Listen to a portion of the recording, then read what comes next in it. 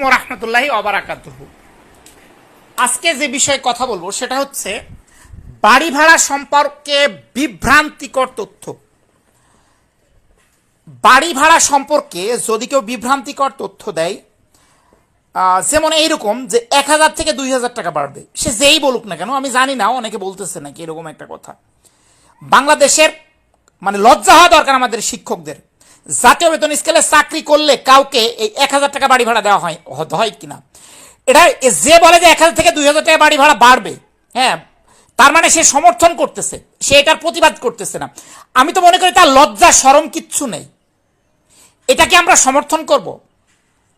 বাংলাদেশের ইতিহাসে জাতীয় বেতন স্কেলের আওতায় কোনো পার্সন 1000 টাকা বাড়ি ভাড়া নেই। এটা জাতীয় বেতন স্কেলের নিয়ম অনুসারে হয়। ইভেন এটাতে যদি কেউ করে হাইকোর্টে রিট করে তাহলে অবশ্যই জিতবে, হয়তোবা কোনো একটা কারণে হচ্ছে রিট করা হয় না। কিন্তু এর বিপরীতে যদি কেউ কোনো কথা বলে, মনে করবেন সে যে পক্ষ সুবিধা দিতে চাচ্ছে না সেই পক্ষের দালালি করতেছে। আচ্ছা, এর বিপরীতে যে আন্দোলন করার দরকার, এই কথাটা সে কি একবারও বলেছে? সে একবারও কিন্তু বলে নাই।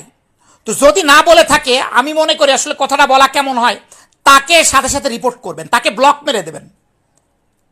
সে তো শিক্ষকদের শত্রু।